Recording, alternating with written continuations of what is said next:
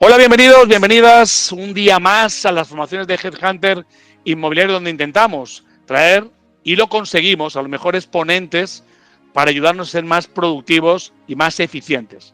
La productividad se nos supone, porque somos profesionales, vivimos de esto, pero la eficiencia es lo que tenemos que buscar y es hacer lo mismo con menos esfuerzo. Una de las patas fundamentales de la compraventa de viviendas locales o cualquier tema suele ser la hipoteca. Y para eso tenemos que precalificar a la persona para si realmente está preparado financieramente para acceder a esa propiedad que tiene en mente comprar. Y para eso mejor que nadie, es hablar con un experto, en este caso Ricardo, que nos va a contar cómo hacer esa precalificación que va a permitir que no invirtamos tiempo en personas que lamentablemente con la mejor intención quieren acceder a algo que no se pueden permitir, o al menos no ahora. Creo que es vital que esto lo toquemos para que podamos mejorar siempre y de forma eficiente cada una de las interacciones con los clientes. Yo siempre os digo, lo habéis escuchado los que estáis de forma habitual, que cada cliente es un cliente de 1 millón de euros. Y diréis, pero ¿cómo puede ser si solo voy a ganar con él 10, 15 o 20 mil? No, por él y por su entorno. La cantidad de personas que conoce y nos puede referir. Desconocido cliente, cliente amigo, amigo prescriptor. Por tanto, lo que tenemos que ver es que si el cliente, aunque le digamos que no se puede permitir algo, queda satisfecho con nuestra forma de actuar, se va a convertir en un prescriptor permanente a la hora de recomendarnos a otras personas. Por lo tanto, decirle a una persona que puede permitirse algo, como no decírselo de forma profesional, va a generar un vínculo. Así que aquí tenemos a Ricardo para contarnos. Ricardo, bienvenido, ¿cómo estás? Pues estoy encantado de estar con vosotros. Un placer. Qué bueno, un lujazo tener un super pro como tú aquí. Y además recordar que todos vais a poder recibir información por parte de Ricardo o alguien de su equipo, porque va a recibir el listado de la gente que se registró y por tanto, bueno, pues si queréis luego preguntarle cosas en privado o cosas más a medida, lógicamente, hoy podéis hacer preguntas, pero también de forma, digamos, como más personal podéis acceder a él directamente. Vamos a las preguntas, esas que te hacemos, que no quiero reventar de la presentación, pero por lo menos un flash. Sí. ¿Cuál es el primer paso para evaluar la solvencia financiera de un comprador? Hombre, el primer paso así rápido, ¿no? Después ya nos explayaremos más. Hay que tener 4 datos básicos. Es la estabilidad laboral. Hoy la banca premia, si no tiene estabilidad laboral es complicado conseguir una hipoteca, aunque veremos cómo es posible conseguirla sin tener estabilidad. Estabilidad laboral, ingresos netos mensuales, y hoy en día y más estas semanas con la entrada ya del ICO y de productos financieros para jóvenes, pues saber la edad, porque según qué edad tenga el futuro hipotecado, el futuro comprador, pues puede acceder a operaciones del 100%. Es decir, estabilidad laboral, ingresos netos mensuales, edad y la aportación. La aportación van a ser las 4 preguntas básicas que nos van a indicar si una persona es hipotecable, una vez que conozcamos los entresijos de cómo conseguirlo. Fantástico. Vamos a la siguiente. ¿Qué documentos clave necesitas solicitar para verificar la capacidad de pago de ese cliente? Pues los documentos son muy sencillitos. La vida laboral, que es donde nos va a decir la antigüedad que tiene ese cliente y el tipo de contrato que tiene. La nómina, o las 3 últimas nóminas sería lo ideal, pero si una persona cobra más o menos lo mismo cada mes, con una nómina ya nos lo va a decir. Y realmente que no sería un documento, sino que el cliente nos dijera, como hemos dicho antes, qué aportación va a hacer. Okay. Muy sencillo. ¿Cómo puedes identificar rápidamente a un cliente que no está financieramente preparado? Pues con la estabilidad laboral. Hay mucha gente que viene a comprar hoy en día, además al calor de esta ley de vivienda que se ha creado estos últimos meses, cantidad de personas estarán llegando a la inmobiliaria que quieren comprar a toda costa porque no pueden alquilar, porque no hay viviendas de alquiler, y entonces están llegando cantidad de clientes que no tienen estabilidad laboral, jovencitos que no tienen aportación, pero se piensan que es posible conseguir una hipoteca 100% más gastos sin estabilidad laboral. Es decir, la estabilidad laboral nos identifica rápidamente que un señor, la inestabilidad laboral, no puede comprar. Fantástico. Penúltima, ¿qué errores comunes cometen los agentes al calificar a un comprador? Pues el error común es que no califican directamente. Cuando viene alguien a señalizar, si tiene paga y señal, la cogen y venga, vamos para adelante. O creerse que el cliente, oye, yo tengo mi broker me ha dicho que me ha aprobado la hipoteca. Es decir, el error común es no calificar, ¿eh? Y además, para la gente que trabaja en Cataluña, ya sabéis que los que trabajan aquí, la ley de consumo catalana protege mucho al consumidor comprador hipotecario, es decir, que pueden haber transcurrido 4 o 5 meses si el cliente no ha renunciado a su derecho de que si no le aprueban la hipoteca le devuelven el dinero. A lo mejor estáis 4 o 5 meses con una vivienda parada, con el vendedor ya con las cajas de la mudanza en el pasillo, y hay que devolverle el dinero y hemos perdido 4 meses. Es decir, que el error principal es no calificar. Última, y ya arrancas. ¿Qué herramientas digitales recomiendas para agilizar el proceso de calificación financiera? Pues las herramientas digitales hoy en día son muy sencillas. En cualquier buscador de inmuebles hay una herramienta que es que te dice, oye, a este plazo, a este tipo de interés, esta cuota. Y la cuota nos va a decir, la cuota que puede pagar este señor hipotecándose por ese importe. La banca hay que tener en cuenta que no quiere que supere el 35% de endeudamiento esa cuota con las otras que tenga, porque puede tener un coche, una moto, una operación dental o estética, y sus cuotas sumadas con la nueva cuota de hipoteca no deben superar el 35-40% de endeudamiento. Es decir, es muy básico. Te metes en un buscador y ya está. Nosotros tenemos una herramienta que ya os la daríamos, que identifica esto, pones precio de compra, edad, plazo, y te calcula la cuota que puede pagar. Y esa es una herramienta muy básica y sencilla que hoy día tienen casi todos los buscadores. Fantástico. Pues nada, ahora sí, compártenos pantalla y tu tiempo, 45 minutos, y recuerda al final 15 de preguntas. Venga, voy a ver si soy capaz de compartir, ¿eh? Vamos a ver cómo lo hacemos. Un segundo, que no se me ha abierto mi presentación.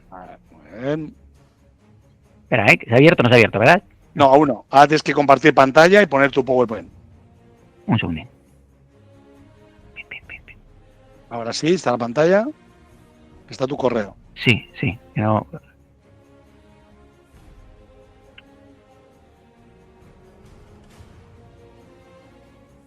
Es que antes la borré, por error. Ok. Empieza a preparar boli, papel. Exactamente. Recordar una vez más que tendréis la grabación tanto en audio como en vídeo para verla tantas veces como queráis y compartirla incluso con vuestros equipos. Si en un momento consideréis que puede ser útil, aprovecharla, porque creo que la herramienta es imprescindible hoy en día para ser productivo. Vale, dale bajo a ocultar. La tenemos ya, ¿no? Adelante. Perfecto. Pues ¿qué hay? Bueno, buenas noches a todos. Vamos a, como hemos introducido, vamos a cómo calificar económicamente a un comprador. Es básico, como hemos dicho, tener la certeza de que ese comprador que nos va a dejar una paga y señal y que nos va a dejar unas arras puede comprar. ¿Por qué? Porque, como hemos dicho, en la ley en Cataluña puede tenernos el piso parado X tiempo, pero en todas las demás comunidades que no se llegue a la compra porque el cliente no consiga la hipoteca, si necesita hipoteca, pues es un drama porque el vendedor, cuando vosotros le habéis entregado arras o paga y señal, ya empieza a hacer las mudanzas. Muchas veces hay una cadena de ventas que si falla una nos retrasa todo y nos podemos ahorrar disgustos que todos los que lleváis tiempo los habéis sufrido. Al final casi parece que siempre se acaba todo resolviendo, ampliando plazos, pero son dramas, ¿no? Y no dormir por las noches. Podemos evitarlo si calificamos de entrada ya al cliente comprador. Bueno, hoy en día la ley hipotecaria de 2019, de junio de 2019, dejó muy claro el papel del intermediario de crédito inmobiliario, que es una herramienta que yo creo que deberíais usar todas las agencias inmobiliarias, porque además de que es un papel regulado por el Banco de España, os aporta agilidad a la compra y además os protege de sanciones muy grandes del Banco de España. El Banco de España dice que una inmobiliaria no puede recoger documentación económica de un cliente ni cedérsela a un tercero porque no está autorizada. Es decir, esa figura la tiene que hacer en España un intermediario de crédito inmobiliario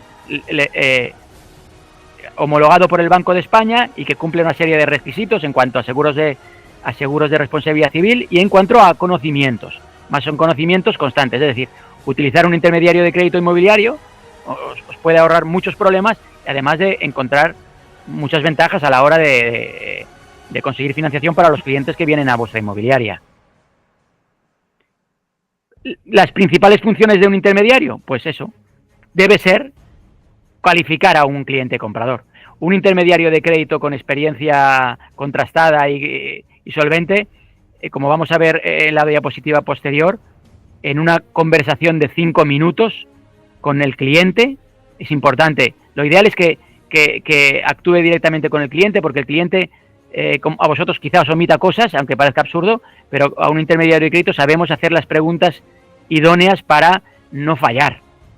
En una conversación de 5 minutos, nosotros, si tienen experiencia en intermediario de crédito, puede saber si esa operación es financiable o no y evitaros pérdida de tiempo. Es decir, hey, a este señor no le cojáis un euro porque tiene una CIRBE con su exmujer que él dice que no la paga la exmujer, pero a él le figura. Oye, o nos ha recordado que avaló a su primo y que su primo no paga el coche.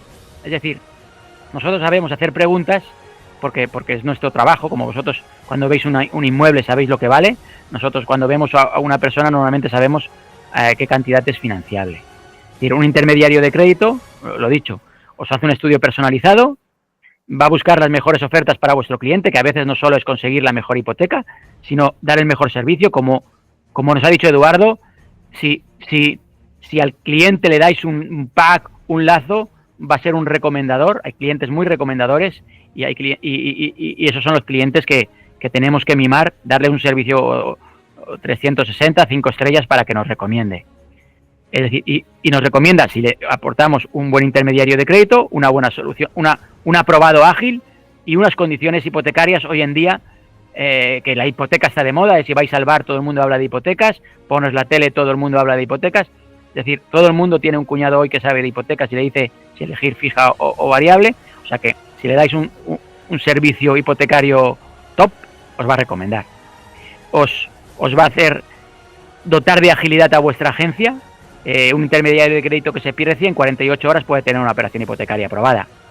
Y va a explicar los términos, las condiciones, los pormenores de una hipoteca para el que el cliente salga satisfecho. Importante, cuando domináis vosotros la hipoteca y no la domina el cliente con su banco,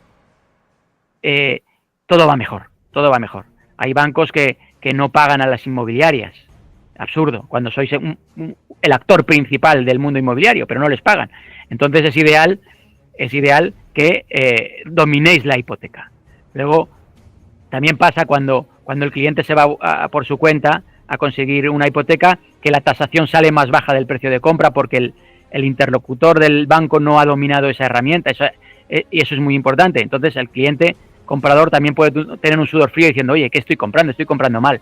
Si domináis vosotros la hipoteca como inmobiliaria, tenéis mucho ganado. Pero ahora vamos al paso. ¿Cómo calificar correctamente a un cliente? ¿Qué preguntas debo hacer? Y luego, ¿qué documentación necesito pedir? Muchos de vosotros que lleváis años en el mundo inmobiliario, pues a lo mejor veis estas preguntas de perogrullo, pero son súper eficaces para que tener esa certeza, es decir, oye, que me deje paga y señal, y que la semana que viene cojo arras, que esto está vendido ya. Y un cliente vendedor feliz. ¿Qué es vuestro cliente? Al fin y al cabo, hoy en día hay carencia de producto y al que tenemos que mimar es a nuestro cliente vendedor. Cliente comprador, hay muchos. A veces nos entretenemos con el cliente más pesado y ese cliente más pesado muchas veces es el peor cliente que podemos coger financieramente hablando. Y aquí no estamos para salvar almas, estamos para vender viviendas y hacer clientes felices. ¿Qué preguntas debo hacer? Bueno, las preguntas del inmueble, esas las domináis vosotros, pero ¿qué hago yo? ¿No? Como yo llevo 25 años en el sector, y ¿qué hago yo? ¿No? ¿Y qué os recomiendo que hagáis si el primer filtro queréis hacer vosotros porque no trabajáis con un intermediario de crédito, o estáis contentos haciendo el primer filtro y luego que el cliente ya se vaya a su banco? Pero oye, haciendo esas preguntas yo ya tengo la certeza que este señor en su banco va a sacar la hipoteca, ¿vale? Las preguntas, aquí os pongo muchas preguntas, pero yo os voy a decir las que hago yo. El precio de compra. ¿Tienes ya tu precio de compra fijado? ¿Vale? Normalmente si Si os está comprando a vosotros, el precio de compra ya lo tenéis. Pero si queréis hacer un filtro antes de enseñar viviendas, podéis decir, oye, ¿qué precios estás buscando, ¿no? Oye, ¿qué horquilla de precios? Normalmente el futuro hipotecado, el futuro comprador, ya ha trasteado un poquito en las webs, ya sabe qué cuota quiere pagar, la que quiere pagar, quizá no es la que puede pagar, pero es la que quiere, a veces compara con su alquiler y dice, oye, pues un poquito más, es decir, pero mi pregunta principal es, ¿qué rango de vivienda quieres comprar? Y vosotros, si ya habéis enseñado una vivienda, pues ya tenéis el precio. Segunda pregunta, ¿qué cantidad de dinero quieres aportar a la compra? ¿Vale? Aquí os vais a encontrar con clientes que ponen mucho dinero, perfecto, eso ya nos da garantía de, oye, un perfil ahorrador, bien. Y clientes que no ponen nada. Oye, Ricardo, un cliente que no pone nada, ¿hay que descartarlo? No hay que descartarlo. Vamos a pasar a la tercera pregunta. ¿Qué tipo de contrato laboral tienes? Es muy importante.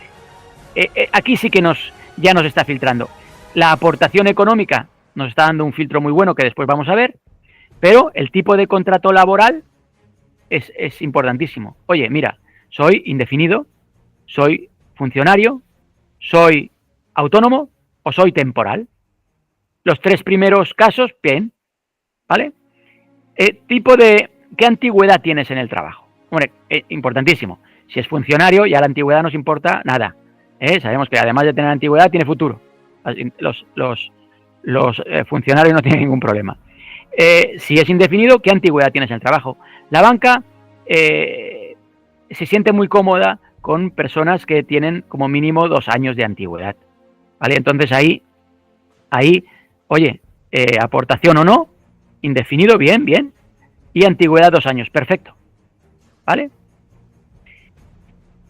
Luego, la edad nos va a filtrar mucho, porque como hemos comentado de pasada al principio, hoy en día, con los créditos ICO, que ya se han puesto en marcha, ya se firmaron la semana pasada los primeros ICO, pero ya sabemos que las personas que tienen menos de 35 años van a poder tener acceso al ICO, e incluso alguna entidad financiera se ha tirado fuera del ICO, y a las personas menores de 35 años ya les va a dar el 100% de compra, si tienen estabilidad laboral, ¿vale? Pues por lo que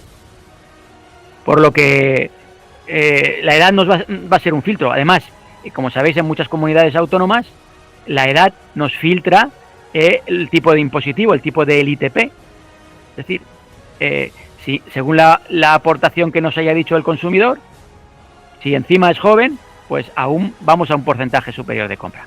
Vale, una vez que tenemos estas preguntas hechas mentalmente en nuestra cabeza, después vamos a analizarlas poquito a poco, vamos a preguntarle qué cobras mensualmente. La realidad es la pregunta la más importante de todas. El porcentaje de compra hoy tiene poco. Antes, si un cliente va al 80 es excelente, pero si un cliente va al 100% puede ser excelente, y si un cliente va al 100% más gastos puede ser excelente, siempre y cuando tenga estabilidad laboral, es decir, autónomo con 2 años de antigüedad y con unos ingresos demostrados bien, un indefinido con 2 años de antigüedad, o un funcionario, ¿vale? Pero el salario, importante también, naturalmente, no siempre compran singles, es decir, si compran 2 titulares, pues vamos a pedirle, a consultarle esta información de los 2 titulares, pero con la ventaja de que si hay 2 titulares, pero uno es indefinido, aunque sea el otro temporal, el temporal suma a los ingresos del indefinido, o funcionario y temporal suma, autónomo y temporal suma. Es decir, un temporal por sí solo no suma, pero un temporal con un indefinido, con uno de los 2 que hemos hablado, pues suma. Y ahí es cuando viene. También le vamos a preguntar a este cliente si tiene otras deudas, ¿vale? Oye, tengo un préstamo del coche, la gente suele tener un préstamo del coche y una hipoteca. Pues ahí es donde tenemos que sumar, calcular la cuota importante. Hemos dicho, sabemos la edad del cliente, pondremos precio de compra, utilizaremos una herramienta que yo os pasaré. Hoy en día, a través del móvil, podemos descargar la calculadora del Banco de España y podremos usarla. un intermediario de crédito tendrá su calculadora científica que si estáis acompañados de él, os lo calculará en un momento, pero si no, es muy sencillito. Con la herramienta que yo os pasaré, o con la herramienta, cualquier herramienta que oye de APP, por ejemplo, la del Banco de España, pondremos capital, el capital que vamos a pedir, tipo de interés. Nosotros, los bancos no calculan. Hoy en día hay tipos hipotecarios a tipo TIM fijo desde el 2,05 e incluso mixtos al 1,5. Bueno, tenemos una hipoteca mixta al 0,90 a 3 años. Pero los bancos calculan una tasa de esfuerzo superior. ¿Por qué? Porque para conseguir estos tipos más bajitos, como seguramente sabéis por vuestra experiencia, hay que contratar una serie de productos que puedes contratarlos o no. Por lo que los bancos calculan tu tasa de esfuerzo, es decir, la cuota que tienes que pagar mensualmente, a un tipo superior. Lo ideal es calcularlo en esta calculadora científica o en esta APP del Banco de España o en la herramienta que yo os voy a enviar, pues al 3%. Oye, este cliente pone quiere hipotecarse por 200.000 euros, calculamos al 3% de tipo de interés y según su edad, si es menor de 45 años o incluso 45, podemos calcular la cuota hasta los 75 años, a 30.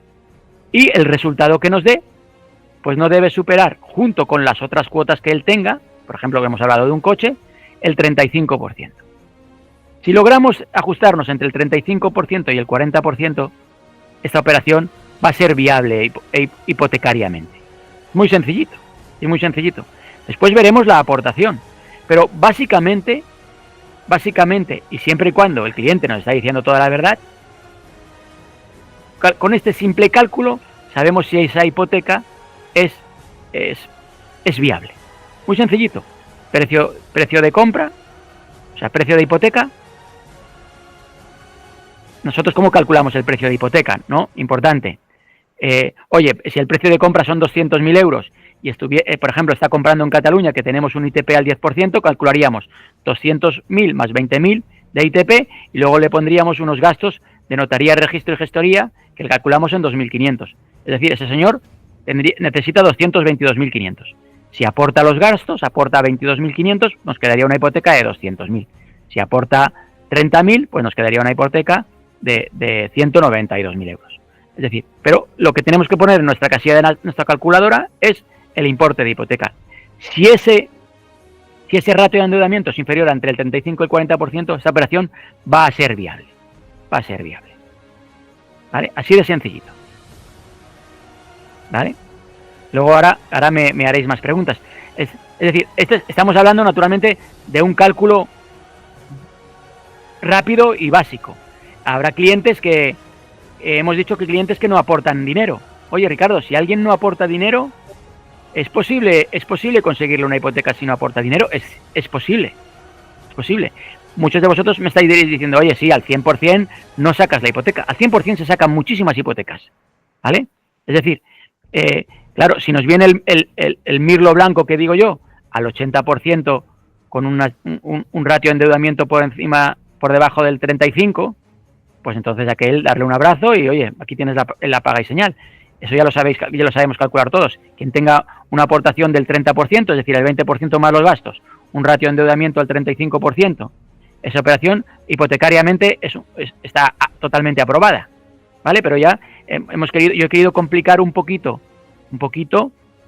la situación, es decir, operaciones al 100 y deciros, oye, una operación al 100% que se ajuste el 35% de endeudamiento, hoy en día en el mercado hipotecario es totalmente viable. Importante después, vosotros sois los profesionales de la finca. Oye, Ricardo, es que esta finca es un local, pues ahí cambia la cosa. Es una finca rústica. ¿Es posible darle a un cliente que compra una finca rústica un 100%? Pues no.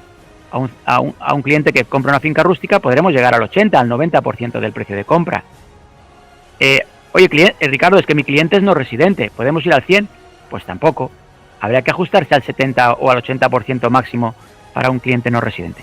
Pero esas son preguntas que me guardo para vosotros, porque naturalmente cada cliente o cada operación es totalmente, pueden ser operaciones muy parecidas, pueden ser totalmente diferentes en cuanto a aportación. Pero aquí estamos calificando a un cliente rápidamente. Y dirás, ¿qué cosa más tonta? Pues nosotros trabajamos con cantidad de inmobiliarias. Pues nos encontramos que la inmobiliaria nos llama para resolver problemas, por no haber calificado, por no haber hecho esta regla de 3 en la primera visita. A veces cogemos a un cliente que nos da una paga y señal más rápido que otro y después analizamos y pues, si ese señor ni tiene aportación, ni tiene estabilidad y tiene 3 préstamos personales. Jolín, ¿en qué jardín me he metido? ¿Vale? ¿Ahora qué hago? ¿Me quedo las arras? O sea, el vendedor se queda las arras. Tengo un problema porque también el comprador es mi cliente. Y es por no haber hecho un trabajo más... un trabajo que es básico, pues no podemos dejarlo para el final y a veces por coger una paga y señal o una reserva nos metemos en un jardín del que hay que intentar evitar. Y se hacen con unas preguntas muy sencillitas o utilizando la herramienta que está en el mercado, el intermediario de crédito homologado por el Banco de España. La documentación a pedir. Entonces, Eduardo, oye, ¿qué documentación hay que pedir a un cliente comprador? Pues es muy fácil, muy sencillita. El DNI. Contrato de trabajo. Todo el mundo tiene el contrato de trabajo. Vida laboral. Las 3 últimas nóminas y la renta del último año o el certificado de retenciones para aquellas personas que no hayan hecho renta. Pero ya con la documentación, ya no vamos a preaprobar una hipoteca. Con la documentación ya vamos directamente a aprobar una hipoteca. Un intermediario de crédito o una entidad bancaria que esté preparada, que sea dinámica, os puede aprobar una operación en 2-3 días. Y esta es la documentación que le vais a tener importante. El Banco de España no permite que las inmobiliarias cojáis documentación de cara a destinar una hipoteca. Hay muchos que, oye, yo soy prescriptor del banco tal, ya, pero tienes que prescribir al cliente, no aportar documentación. Si estás aportando documentación sin tener la LCCI, sin ser IFI, te puedes meter en un jardín y el Banco de España, acordaos que el Banco de España cerró el Banco Banesto, cerró Banco Popular, cerrar una inmobiliaria o cerrar un intermediario de crédito le da poco miedo. Es decir, sí que esta documentación, que yo os pasaré la diapositiva, te la podéis dar a vuestro cliente y decir, oye, mira, tu banco o el intermediario de crédito que yo te voy a presentar te va a pedir estos documentos. Con estos documentos y con una autorización de protección de datos, vamos a ser capaces de aprobarte una hipoteca ya directamente. Es decir, acordaos, habremos pasado el primer filtro, esas preguntas que le habremos hecho. Oye, habrá dado el ok y el endeudamiento. Es muy importante el endeudamiento. Y el endeudamiento se consigue con una serie de preguntas. Porque que nosotros dominamos. Es decir, nos hemos encontrado con muchos clientes que son excelentes a priori, pero después no se acordaban de que cuando se separaron habían hecho una hipoteca con la ex, que ellos ya hicieron una extinción de condominio, salieron de esa vivienda, pero aún siguen en la hipoteca y en la CIRBE del Banco de España. La CIRBE es un documento que piden todas las entidades de crédito, los intermediarios, al Banco de España, donde les informa de los riesgos actuales que tiene ese cliente. No, yo no la pago, la paga mi ex, ya, pero usted está en CIRBE y un banco te va a sumar ese endeudamiento que tú no pagas a tu cuota futura, por lo que o no te conceden la hipoteca o se reduce donde te puedes endeudar. O avalé a mi primo. No avalaste. Mira, aquí sale que tienes un riesgo directo de un coche y pagas 300 euros. Tu primo paga 300 euros. Pues se te imputan directamente a ti. Los intermediarios de crédito tenemos conocimiento de cómo está el mercado hipotecario y tenemos entidades que no te calculen. Imagínate que la hipoteca aquella con mi ex éramos 2, pues que puedo llegar a que me calculen solo el 50% de mi cuota. Eso pues me sube un poquito. Cuando hay otras entidades que dirán, no, a ti te calculo el 100% porque si tu ex no paga, pagas tú. También los intermediarios de crédito somos expertos. Os habréis encontrado muchas operaciones que un titular tiene 60 años y el otro 50. Y hacerla a 15 años la hipoteca, el endeudamiento no sale, pero si la podemos hacer a la edad del menor, pues ya sale.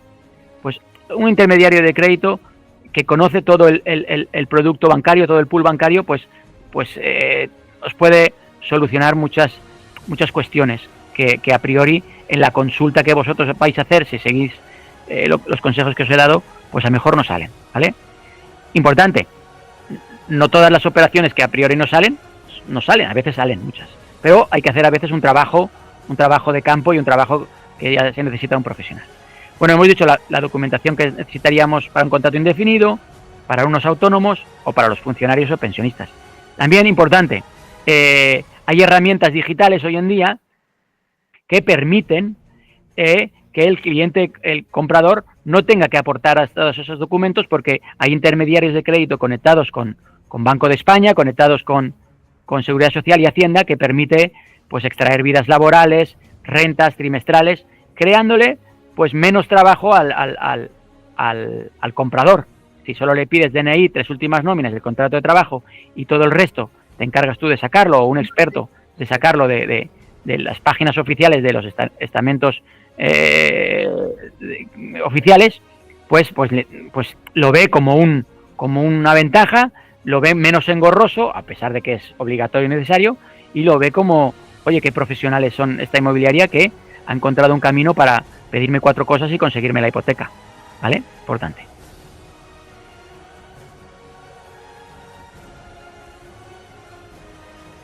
Bueno, perdonad. Bueno, ya no voy a hablar, parece que las ventajas de un intermediario de crédito vosotros ya las conocéis, sobre todo es agilidad en la respuesta. Bueno, es calificación en 5 minutos de llamada. Un intermediario de créditos ahorra tiempo, califica, oye, no cojas un euro a este señor, no es hipotecable. Oye, cierra esta venta porque este señor no va a tener ningún problema de conseguir una hipoteca. Servicio. Hoy en día el consumidor quiere en el punto de venta conseguir financiación. La busca. Cada vez el intermediario de crédito, el broker hipotecario, el comparador hipotecario es una figura cada vez más demandada por el consumidor. Los que trabajáis además, clientes no residentes, cliente extranjero, ya están fidelizados en sus países de origen, no hacen una hipoteca en los países anglosajones o en el norte de Europa sin contar con un broker, un mortgage broker, un broker de confianza, por lo que si vendéis a extranjeros, tener un mortgage broker de confianza es cerrar el círculo.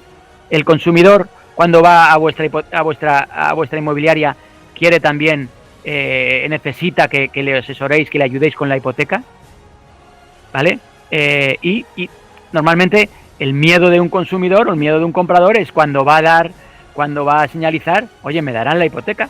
Os habrá pasado cantidad de veces, la gente va buscando, quiere señalizar y ahí le entra el pavor, le entra el miedo, ¿vale? Es que no he mirado la hipoteca antes.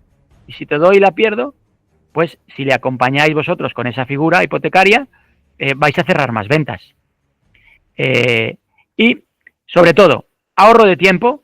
No hacéis perder el tiempo a vuestro cliente vendedor, al que os pone la vivienda, que una vez que vosotros le habéis ya negociado el precio, esos 2.000 euros de la paga y señal que os permiten negociar una bajada o un ajuste o cerrar la venta, no le podéis venir después de 15 días, mira, este señor no da arras porque no le conceden la hipoteca. No lo entiende. No lo entiende, o genera un cisma o genera un problema y podéis acabar perdiendo vuestra propiedad. Y hoy en día la escasez de propiedades hace que no estemos para jugar. No podéis tener una vivienda parada una semana, 15 días, un mes, 3 meses, porque la hipoteca no está resuelta. No. Nosotros recomendamos incluso, antes de empezar a señalar viviendas, calificar económicamente al cliente. Y cada vez sois más vuestros compañeros o vosotros los que no enseñáis, no abrís una puerta, no perdáis el tiempo, que es irrecuperable. Ya lo decía Eduardo, el tiempo, no es que lo diga Eduardo, es que el tiempo es irrecuperable, ¿eh? Eso ya no se va a recuperar.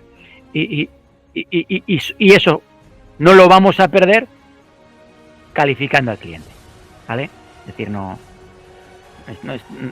tenemos que disparar con un bazooka. Aquí no vaya a disparar con una escopeta de pordigones. Oye, me dejas la paga y señal, es porque tienes hipoteca y es porque dentro de 40 días este señor ha comprado, el cliente es vendedor feliz, cliente comprador feliz y recomendado.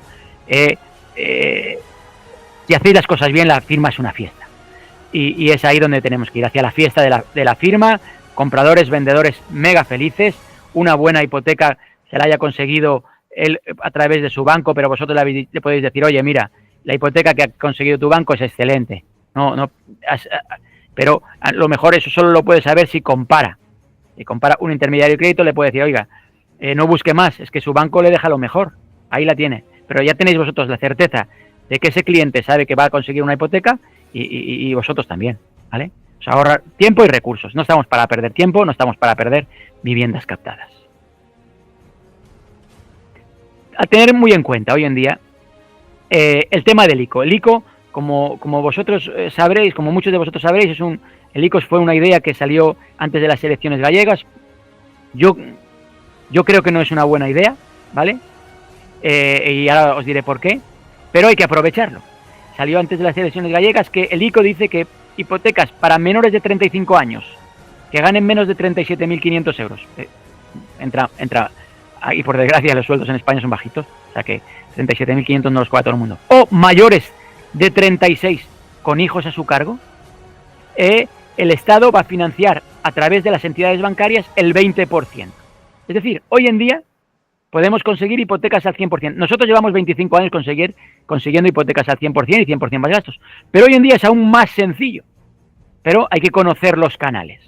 Hoy en día es posible conseguir hipotecas al 100%. Es decir, una persona que tenga el ahorro de los gastos tenemos más facilidad hoy que hace un mes para conseguir hipotecas al 100%. Oye, Ricardo, y para mayores de 36 que no tengan hijos, también podemos conseguir hipotecas. Es más, la estadística, el 32% de las personas que han comprado en el año 2023 y 2024 son menores de 35. Es decir, el mayor cupo de compradores está por encima de los 36. Más con el tema de ya sabéis, la ley de vivienda que se está cargando el alquiler, muchas personas mayores de 36 años dicen, me lanzo a comprar porque se me acaba el tiempo.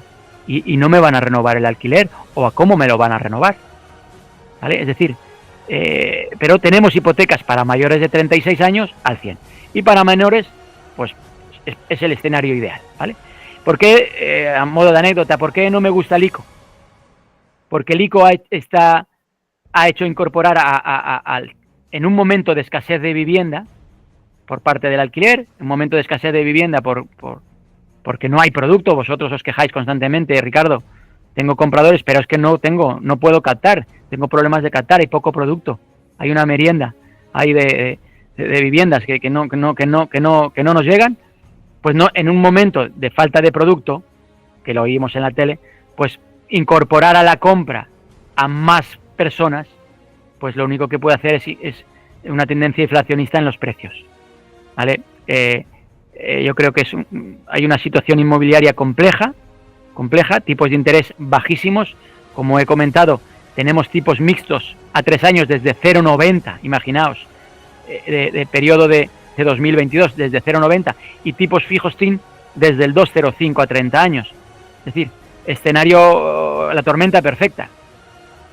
Tipos de interés bajos, más gente incorporándose a la compra porque hay hipotecas al 100%, y falta de producto, pues no puede hacer esto más que subir los precios, que no es lo deseable. El mercado inmobiliario tiene que ser sano y dinámico, y creo que este gobierno no está haciendo las cosas bien. Yo no soy de ningún color, ningún gobierno lo ha hecho bien, pero creo que habría que haber protegido más los precios y no incorporar más gente a la compra en un momento de escasez de vivienda, de alquiler y de compra. Y bueno, no sé si he ido rápido, más o menos, ¿no? Más o menos he cumplido. Has cumplido prácticamente 3 minutos del límite, así que tenemos 3 minutos más de preguntas. Sí. Arrancamos, Antonio, allá levanta la mano el primero, o sea, ya tenemos la primera pregunta. Por favor, para que sea todo ordenado, levantáis la mano, yo doy paso, Ricardo contesta y luego damos paso al siguiente. Ricardo, sí. Empezamos con Antonio. Antonio, venga, adelante, abre el micro y ahí tienes a Ricardo para responder. Sí, buenas noches. Nada, me he incorporado un poquito tarde por el tema del trabajo, iba en el coche escuchando un poquito. Y demás, dices que el tema de los préstamos ICO, que se va a conceder prácticamente, se pueden sacar hipotecas al 100%, no aún cumpliendo los requisitos del 80-20, ¿no? Exactamente.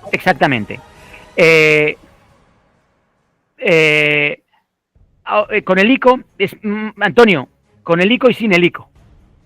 Uh-huh. Va a haber hipotecas al 100% e incluso al 100% de tasación. Uh-huh.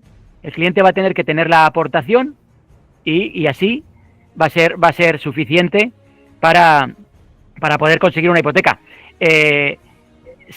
Naturalmente el banco va a mirar la solvencia de ese cliente, pero vamos a ver cómo conseguimos hipotecas al 100% sin problema. Es decir, hay que tener el mecanismo, ¿no? La banca va a ser la que va a evaluar y hay que tener un conocimiento de mercado de qué entidades lo van a hacer, pero vamos a tener hipotecas al 100%. Bueno, de hecho ya las tenemos. Nosotros ya estamos firmando con ICO. La semana que viene ya tenemos las primeras firmas con ICO. Al 100 de compra, ¿eh? Pero bueno, que nosotros hacemos el 100 de compra desde hace muchos años. Lo que el ICO nos está facilitando es esa financiación. Vale. ¿Y nos puedes poner por ahí las condiciones? Lo he escuchado, pero es que como voy aquí en el coche, parado el coche, y mira, no llevo ni un triste boli ni nada para apuntar. ¿Nos puedes enviar por ahí algo? Bueno, las condiciones financieras hipotecarias va a depender de cada entidad. Ya sabes, como hoy en día, unas entidades te dan un tipo, otras entidades te dan otro tipo, dependiendo de lo agresivos que quieran ser en la captación. Pero las condiciones van a ser básicas, muy sencillas. Para acceder al ICO, ser menor de 35 años o mayor de 36 con hijos a cargo, ganar menos de 37.500 euros netos, no tener una vivienda en España, es decir, no tener otra propiedad, salvo aquello que, oye, Ricardo, es que yo tengo un 33% porque heredé el piso de mi abuela. Vale, eso se puede permitir, ¿vale? Y ir a un 35% de endeudamiento, ya está. Y tener ahorrados los gastos. Esos requisitos. Si el banco te aprueba la hipoteca, un intermediario de crédito como nosotros estamos gestionando el papeleo ICO, que no es muy complejo, pero tiene un cierto trabajo. Y nada, el banco aprueba el ICO, firmas al 100%. Así de sencillo. Vale. ¿Con un solo pagador podría ser esa hipoteca al 100%? Sí, cumple, que gana menos de 37.500 euros, no tiene piso, menor de 35, sin problema. Ajá, vale. Ok, estupendo. Importante, perdona, estabilidad laboral, ¿eh? Se pide naturalmente una estabilidad laboral. Es decir, el riesgo es como una hipoteca normal al 80, pero dándote el 100. Y el día de mañana que esos chicos tengan que devolver el crédito, siempre hay letra pequeña. No hay letra pequeña. El tema de los hijos. No hay letra pequeña, es muy sencillito. El banco te da el 100 de compra, ¿no? El 100 o el que necesites. Pongamos que te da el 100. El 20 primero está avalado por el Estado. ¿Y qué quiere decir avalado, Ricardo? Pues que si ese cliente en los próximos 10 años dejara de pagar la primera parte del préstamo, el Estado estaría obligado a pagarle al banco ese X% que no ha pagado el cliente. Y el banco le reclamaría el 80%. Hombre, cuando yo dejo de pagar el 20% es que dejo de pagar toda la hipoteca, ¿no? Entonces, el banco solo habría asumido el riesgo del 80% primero y le reclamaría al cliente. Y el Estado reclamaría a ese señor la parte del ICO que no hubiera pagado. Pero no tienes dos cuotas. Ese ICO no va al final, ese ICO va al principio. Es decir, vale. yo te dejo el 100. Los intereses. ¿Perdona? Cuando te quita los intereses al principio, ¿no? Bueno, al principio, ya sabes, hay una pequeñita parte que se amortiza y una parte de capital. Pero lo que te avala el ICO es el 20% del capital. Más o menos estás tardando 10, 15 años en devolverlo. Lo que dice el Estado, que solo va a avalar el 20% y los 10 primeros años. Es decir, que posiblemente dentro de 10 años aún se deba algo del 20. Pero realmente al consumidor le importa un pito. A él le dan el 100, paga su cuota y solo en caso de impago es cuando viene la fiesta. Vale, estupendo. ¿Nos puedes poner por ahí tu correo, tu teléfono para empezar a gestionar con el tema de hipotecas? Yo no sé si lo pondremos ahora, Antonio. Ahora lo pondremos en el chat. Exactamente. Vale. Bueno, ahora tenemos un par de preguntas. Román levantó la mano, pero la ha bajado. No sé si es que se ha arrepentido. ¿Vale? No, la mantengo subida, sino que el tiempo la bajó. Adelante, Román. Ricardo. Sí. Gracias, Eduardo. El tema de los requisitos, cuando hablaba de la documentación, las personas que tienen NIE, que son extranjeros, sí. Hay unos que tienen de larga duración, otros los tienen a 5 años, otros recién tienen NIE. ¿Esto cómo va con el tema del NIE? Ningún problema. Importante, para el ICO sí que tienen que demostrar residencia en España. ¿Vale? Para el ICO. Pero si no fuera un ICO, es decir, nosotros hacemos hipotecas a NIES. NIES, gente que trabaja en España, con su buen trabajo, contrato indefinido en España, lleva 7 meses, lleva 7 años. Para nosotros es igual que un DNI. Es un señor trabajador con un contrato estable, perfecto. Si hablamos ya de NIES en el sentido de un no residente, un señor que vive en Noruega y quiere comprar en Alicante su vivienda de vacaciones, sin problema tampoco. Ahí sí que hay que ajustarse al 70% del precio de compra. Pero, oye, ¿qué documentación le vas a pedir a un noruego? Oye, pues en Noruega, ¿de qué hace? Trabaja en un bar, pues las 3 últimas nóminas del bar donde trabaje, el contrato de trabajo en noruego, y se le puede dar hasta el 70% de financiación de compra a un extranjero que viva fuera, o a un norteamericano, o a un canadiense.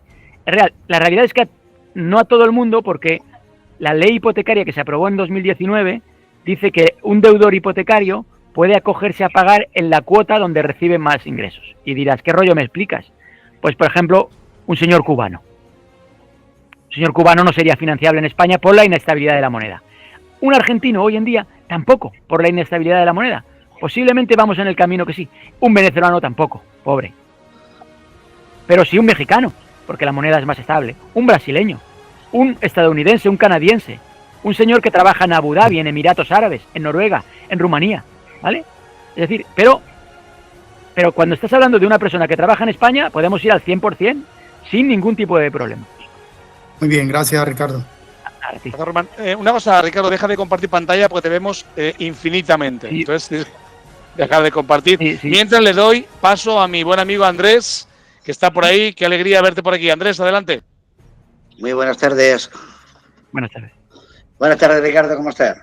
Muy buenas tardes. Un fuerte abrazo. Mira, te voy a hacer una pregunta que está bastante controvertida. Te digo controvertida porque he hecho preguntas a otros intermediarios, como hay tantos, y nadie tiene la respuesta adecuada, ¿no? Vamos a ver, los ICOs están muy bien. Yo, por ejemplo, firmé una hipoteca en julio. Te digo una muy personal, que es casualmente de mi hijo. Y resulta que teóricamente el ICO no iba a empezar en noviembre como va a empezar ahora, o está empezando ahora a funcionar, ¿no? Sino que iba a empezar en septiembre. Sí. Pero bueno, todo se va retrasando. De hecho, la ley está montada hace mucho tiempo, pero tenían que añadirse todas las entidades bancarias. Así es. Y mi pregunta es la siguiente, Ricardo. ¿Se puede por algún motivo pedir el ICO retroactivo del mes de julio cuando ya se concede la hipoteca y se ha firmado? No. ¿No se puede pedir? No, porque la FEIN ya la tienes. ¿Sabes? Ya no te pueden cambiar las condiciones. Ya no se puede. Sí, pero que el ICO va distinto a la hipoteca, porque es una cuota que va añadida, se suma a la hipoteca y es de 10 años también. No, el ICO es de esta manera que te digo yo. El ICO es, el banco te da el 100% de la hipoteca en una sola cuota. Sí, correcto. No va a haber 2 cuotas, solo una cuota. Y la primera parte del ICO, que es el 20%, puede ser el 20, puede ser el 15 o puede ser el 10, dependiendo de los ahorros que tenga el comprador. Va a estar avalado por el Estado, pero solo avalado. Es decir, el riesgo te lo va a dar un banco. ¿Vale? El riesgo te lo da el banco. Yo avalo ese X% o 10 años, dice el Estado. Si ese señor en 10 años no te impaga, yo ya me retiro. Y si ese señor en los 10 años o en el 20% te impaga, yo, señor banco, te voy a pagar. Como los ICOs famosos del COVID que el banco nunca ha cobrado. Es decir, el Estado dice, yo avalo esto, el banco, como es el que tiene el dinero, lo deja con la garantía del Estado, y si el cliente falla, la primera parte la paga el ICO, pero es solo una cuota. Es decir, a mí yo te dejo, necesitas 100.000, yo te dejo 100.000 a un tipo de interés X, y mientras pagues, el ICO no aparece, no se entera nadie. Es en caso de impago, el banco llama al ICO, oye, fulanito, que le dimos el ICO, me ha impagado, págame ese 20% que me avalabas. Devuélvemelo y tú reclámaselo al cliente. Y yo le reclamaría a mi cliente el 80%, porque si no ha pagado el primer 20%, el 80% lo está dejando colgado. Pero no son Así perfecto, Ricardo, pero como la hipoteca se ha pedido en un banco sin intermediación, esta se hizo sin intermediación, banco directamente, el riesgo era un 26%, o sea, sí, fantástico. Entonces, claro, yo le pregunté al Sabadell, al gestor, digo, ¿esto se puede pedir? Y dice, aún no lo sabemos, es decir, no lo sé bien el banco.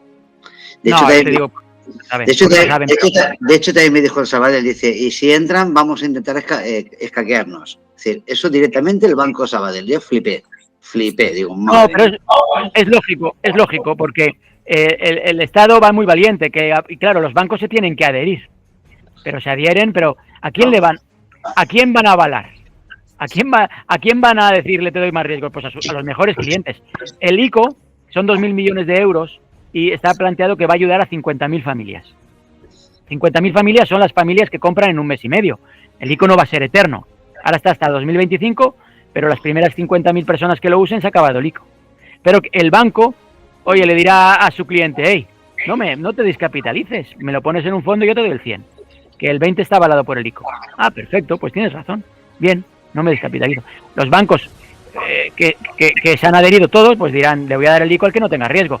El que no puede comprar es como en el alquiler, ¿no? El alquiler hoy en día, que estaba hecha la ley de alquiler para gente aquella que necesitaba alquiler, pero esos están fuera del mercado del alquiler. Pues aquel señor que no tenga un euro está fuera del mercado de compra con el ICO. Tendrá que buscar otros cauces, porque el banco autorizará el ICO a esos clientes solventes. Vale, pero la pregunta principal era esta, ¿no? Si se podía pedir dentro del mismo año reto objetivo. No. Estamos hablando del mes de julio. Julio, estamos ahora en octubre. Nada. Si tú has firmado la hipoteca, olvídate, ya no hay ICO. Pero además a ti tampoco te interesa el ICO. Es decir, si ya te has endeudado, ¿es que te va a devolver el cliente el dinero? ¿Ya me entiendes lo que quiero decir? No. Es que este caso no es un cliente, es mi hijo. No, me refiero. Pero que no les quiero decir. Si mi hijo recupera el porcentaje que dio en efectivo, pues si lo recupera, no tiene que pedir un préstamo personal y puede hacer las pequeñas reformas que puede hacer en la casa que ha comprado, ¿entiendes? Esa es la idea. Claro, este caso fue solamente un 10%, ¿no? Porque le dieron el 90%. Pero bueno, este caso puede ocurrir en muchas cosas también, otras hipotecas que se han hecho retrospectivas de hace nada. Y la ley está hecha de hace, no de este año, del año anterior. Pero olvídate. Porque además tiene que gestionarlo un banco, vamos, lo vuelve en majareta. No me lío.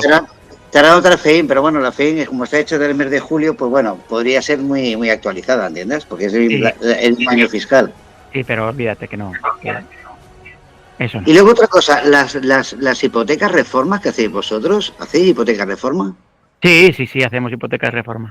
Sí, dependiendo de la... Eso sí era importante que lo comentaras, porque es importante. Cuando alguien ha comprado y luego quiere una hipoteca para reforma. ¿Qué tiempo ha de pasar de plazo desde la hipoteca inicial a solicitar la hipoteca de reforma? Depende de hay operaciones de reforma que las hacemos directamente, hay operaciones... Claro, depende de lo que valga la vivienda, de lo que quepa, ¿no? Lo ideal, si alguien quiere hacer una reforma en la vivienda, lo ideal es que la plantee en el momento de la compra. Oye, yo compro tanto y necesitaré que haya reforma. Y es más fácil plantearlo en el momento de la compra que posteriori. Salvo que vayas muy bien de garantías, entonces se cancela la actual y se amplía para reformas. O nosotros hay muchas operaciones que las solucionamos, el cliente tiene 50.000 euros ahorrados, nosotros no aportes nada, te damos el 100 más gastos y te quedas el dinero y haces la reforma con tu dinero. Es decir, es buscar la fórmula según el perfil. Perfecto, Ricardo, pues muchísimas gracias por tu contestación, que ha sido muy lucrativa. Venga, un abrazo. Gracias, Andrés, gracias, Ricardo. Una pregunta que voy a hacer yo antes de pasarle otra vez a Román la palabra. Una persona que hace una hipoteca ICO no puede alquilar la vivienda, ¿verdad? No puede. O sea, no puede. La realidad es que tiene que ser una para residencia habitual. Sí. O sea, ya sabes que hay gente que al menos no debe. La primera vivienda... Había una duda por ahí con el tema ese de que no podrían con el ICO hacer luego un alquiler, ¿no? Exactamente, sí. Tiene que ser para destino vivienda habitual.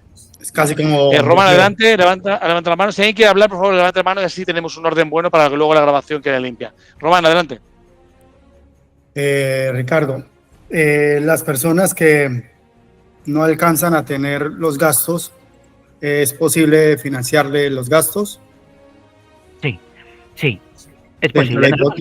¿Serán dos créditos o dentro de la misma hipoteca? ¿Cómo manejar eso? Depende. Es decir, ¿cómo hacemos nosotros las operaciones cuando vamos al 100% más gastos? Nos llegan muchas. Pues hay dos formas, no hay más. Hay más, pero la que hay no nos gusta. No hay que hacerla. Las dos que se usan son con doble garantía. Es decir, oye, mi madre tiene una vivienda pagada, por ejemplo, y yo utilizo la que compro y la que vendo y conseguimos el 100% más gastos en una sola cuota. Segunda opción, con un préstamo personal. Claro, ahí hay que ser muy claro. No hay que hacer una hipoteca cuando el consumidor no puede pagar. Es decir, yo he visto barbaridades de a una persona hacerle 3 cuotas de préstamo y hipoteca y ese señor pues no estás, lo que estás haciendo es un flaco favor. Ese señor, pues cuando compre se tira por el Lo balcón. estás cargando. Herramientas. Sí, por eso hay que ser sensato. Pero, oye, si compra... Nosotros hacemos muchas hipotecas en el sur de España. Pues hay viviendas de 100.000 euros, gastos, ahí además tributas en Murcia, por ejemplo, al 1,5, en Andalucía al 3,5, le haces un préstamo de 8.000 euros, pues a lo mejor con las 2 cuotas pagan mucho menos de lo que pagaría de alquiler. Pero hay que ser muy sensato y muy claro.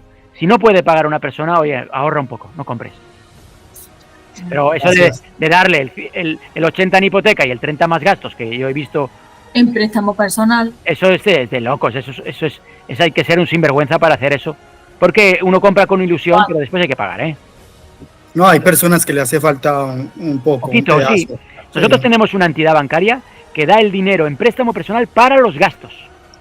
Es decir, para los gastos. El banco ya... Pero ¿cómo lo hace? Oye, ¿qué cuota va la FEIN? ¿Qué cuota va a pagar de hipoteca este señor? Perfecto, con el préstamo puede pagar. Quizás sí que es cierto que a veces se pasa del 35 endeudamiento y va al 38, al 40. Pero oye, no es lo mismo ir al 40 si cobras 1.000 que al 40 si cobras 2.000. Es decir, pero siempre hay que ser sensato y también tenemos que tener en cuenta que hoy en día el alquiler a veces es más, pagas un 50% de tu sueldo o un 60% de tu sueldo en alquiler. Pues oye, pues abróchate el cinturón, pero tienes tu piso. Y la gente cuando empieza a pagar, se acostumbra a pagar su cuota y normalmente la gente es pagadora.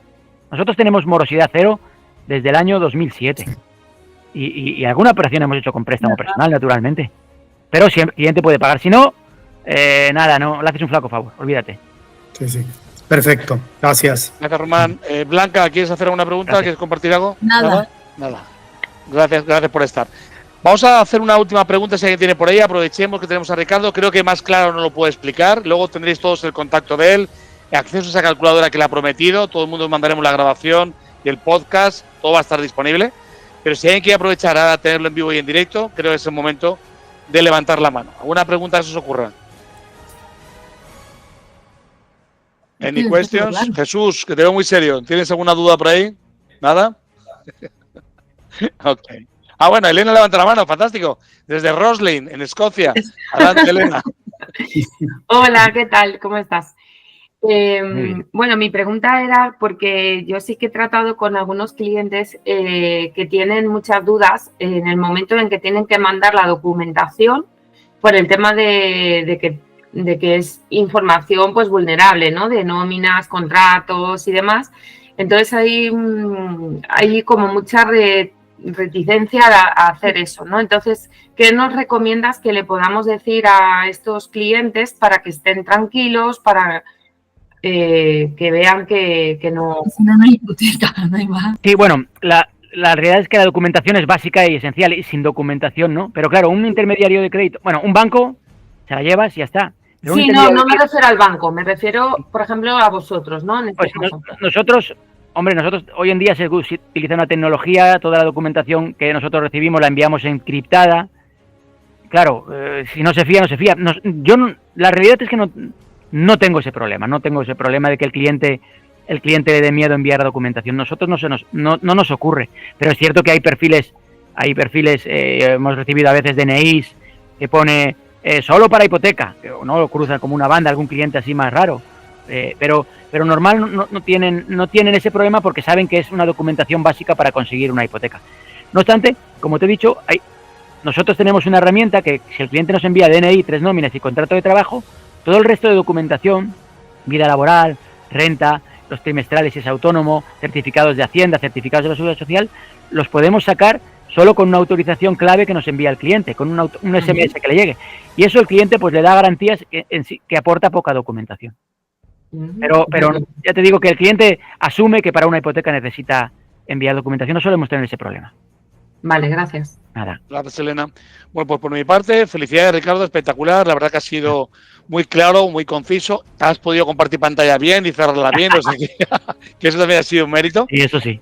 Y te agradezco profundamente que hayas compartido este conocimiento con todas las personas que están buscando, evidentemente, o en directo o en diferido, respuestas a una de las partes más importantes en la compraventa de una casa, que es el dinero. O sea, ¿de dónde sale el dinero? Si no lo tienes, tendrás que pedirlo. ¿Y cómo lo pides? Y la forma evidentemente que lo pides. Creo que tienes mucho conocimiento, mucha experiencia, muchos resultados y por eso todo el mundo va a tener acceso a ti y a tu empresa para poder colaborar en la medida de lo posible.